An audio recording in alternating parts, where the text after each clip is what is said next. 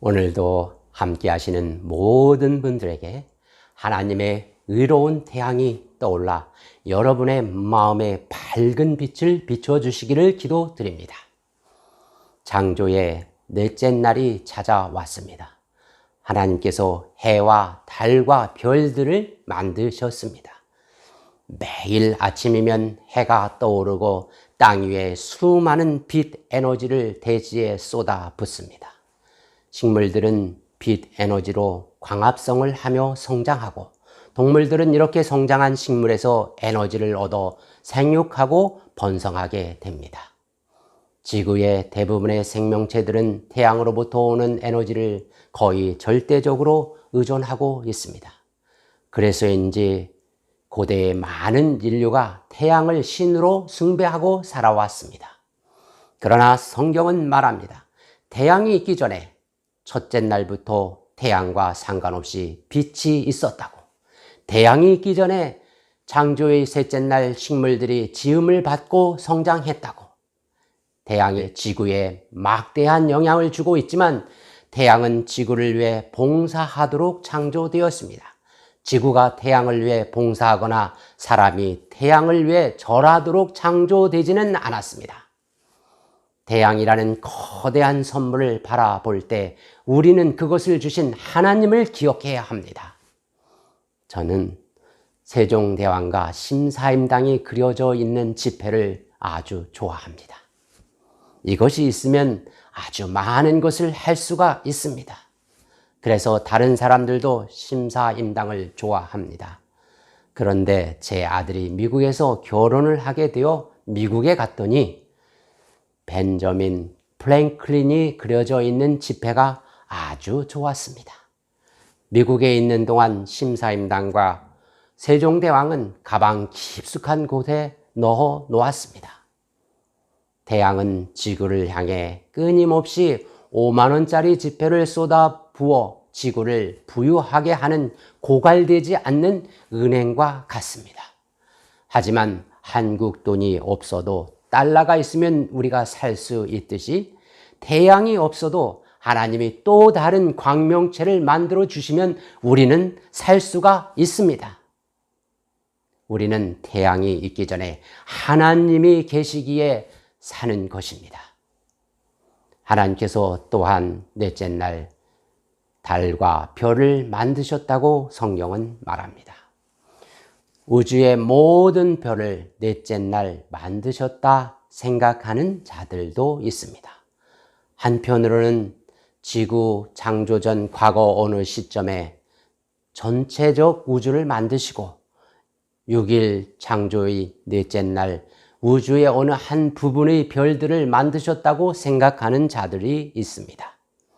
저는 이 두 생각을 매우 진지하고 흥미있게 봅니다. 십계명 내용 속에는 모든 것을 6일 동안 여호와 하나님이 만들었다고 말합니다. 사람들은 말합니다. 저 멀리 떨어진 별에서 지구까지 거리가 수십만 광년인데 그 별빛을 지금 이 땅에서 보는 것은 수십만 년 전에 그 별이 이미 있어 그때 비친 별빛을 지금 보는 것이라는 과학적인 논리를 말입니다. 하나님은 그분의 방법이 있기 때문에 이런 논리에 매여 있지는 않습니다. 그것이 어떤 원리인지 우리는 알지 못합니다. 또 과학이 결코 말해주지는 못할 것입니다. 하나님의 손바닥 위에 우주 이 끝과 저 끝이 있기에 하나님은 능히 넷째 날 지구 외의 모든 별을 만드시고 또 멀리 떨어져 있는 별들도 오늘 볼 수 있게 하실 수 있으십니다. 그런데 또 다른 생각을 할 수 있는 것은 이미 전편에서도 말씀드렸던 것처럼 땅에 기초를 놓을 때, 즉 땅을 창조하실 때 이미 새벽별들과 하나님의 아들들이 존재했음을 말해줍니다. 여기서 별들은 천사들을 말합니다. 천사들을 별로 상징했을 때는 별들이 존재했음을 말해주기도 합니다.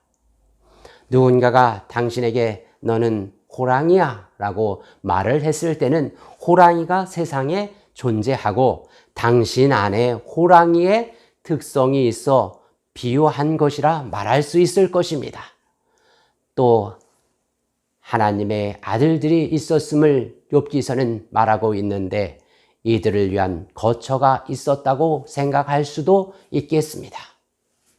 하나님께서 빛이 있으라 명하셨던 첫째 날 이전에 이미 창세기 1장 2절에 땅이 혼돈하고 공허하며 흑암이 깊음 위에 있었다는 말씀이 있습니다.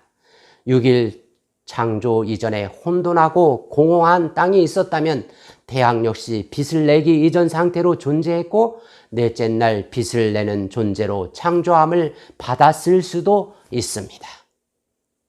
6일 동안 창조는 지구와 그 주변의 일정한 부분을 말한다고 생각할 수도 있는 것입니다. 저는 비교적 이런 생각에 동의를 하고 있습니다. 그러나 우리가 어떠한 생각을 하고 있든 간에 창세기 1장의 분명한 내용은 전능하신 하나님이 모든 것을 만드셨다는 사실입니다.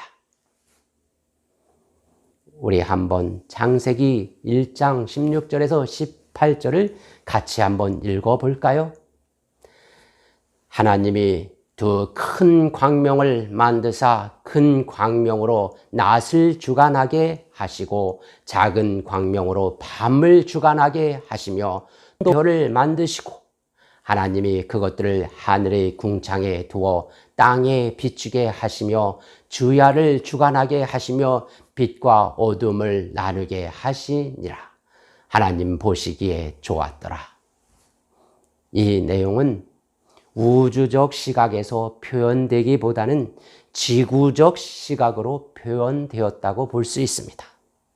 낮을 주관하는 큰 광명인 태양이 있고 밤을 주관하는 작은 광명인 달이 있습니다. 그러나 태양이 낮을 주관하는 것은 지구 또는 태양계에 국한된 것입니다.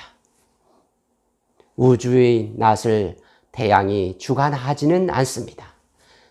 달이 밤을 주관하는 것은 지구 이야기입니다. 태양을 큰 광명으로 표현한 것도 지구 중심적인 표현입니다. 우주에는 태양보다 더 크고 더 밝은 광명을 지닌 별들이 무수히 많음을 알 수 있습니다. 창세기의 원어는 히브리어인데 그렇다고 하나님께서 창조시 히브리어로 빛이 있으라 말씀하신 것이라 할 수는 없을 것입니다. 히브리어, 헬라어 등 여러 나라 언어를 할 수 있던 사도 바울이 셋째 하늘에 이르는 경험이 있습니다. 그곳에 그가 모르는 언어가 있음을 고백했습니다. 고린도후서 12장 4절입니다. 그가 낙원으로 이끌려 가서 말할 수 없는 말을 들었으니 사람이 가히 이르지 못할 말이로다. 그는 또 고린도전서 13장 1절에 내가 사람의 방언과 천사의 말을 하더라도 사랑이 없으면 소리나는 노새와 울리는 괭가리에 지나지 않습니다 라고 기록함으로 천사의 언어가 있음을 나타냈습니다. 요한복음 12장 28절로 29절에는 예수님과 하나님의 대화가 나옵니다. 아버지여, 아버지의 이름을 영광스럽게 하옵소서 하시니 이에 하늘에서 소리가 나서 가로되 내가 이미 영광스럽게 하였고 또다시 영광스럽게 하리라 하신데 곁에 서서 들은 무리들은 우레가 울었다고도 하고 또 어떤 이들은 천사가 저에게 말하였다고도 하니 이 말씀 속에 하나님이 직접 하시는 말씀을 사람들이 이해할 수 없음을 시사합니다. 바벨탑 이후 여러 언어 중 하나인 히브리 언어로 하나님은 모세를 통해 당시 인간들이 알아들을 수 있는 수준으로 하나님이 천지 창조를 압축해서 대략 설명하신 것으로 생각됩니다. 그래서 때로는 창세기 내용이 과학하고 상충할 수 있습니다. 그리고 사람들에 따라 여러 가지 해석들이 있을 수 있습니다. 우리가 실제로 하나님께서 천지창조시 말씀하신 창조의 언어를 그대로 들을 수 있다면, 그리고 그 말씀 속에 능력을 볼 수 있다면 그 어떤 과학도 전능하신 하나님의 창조를 부정할 수는 없을 것입니다. 어린 아이에게 부모가 아이가 알아들을 수 있는 수준으로 설명하듯이 하나님께서 천지창조를 모세에게 설명하실 때 당시 인간들이 알아들을 수 있는 수준으로 말씀하시어 좀 더 문명화된 오늘날 인간들이 오해하는 면이 있다고 볼 수 있습니다.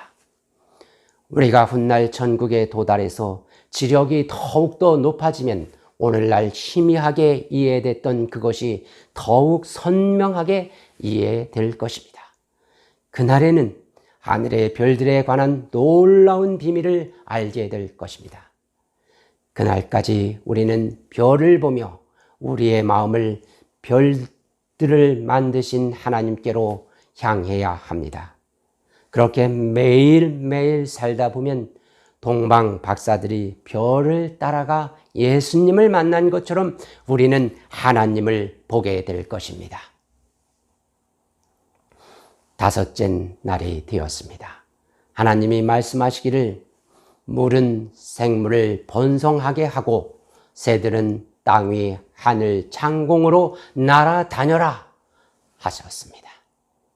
하나님이 다섯째 날에 커다란 바다 짐승들과 물에서 번성하는 모든 생물들을 그 종류대로 창조하셨습니다. 그리고 날개 달린 모든 새를 그 종류대로 창조하셨습니다. 하나님 보시기에 좋았습니다. 하나님이 이들에게 복을 베푸시며 말씀하시기를 생육하고 번성하여 여러 바닷물에 충만하라.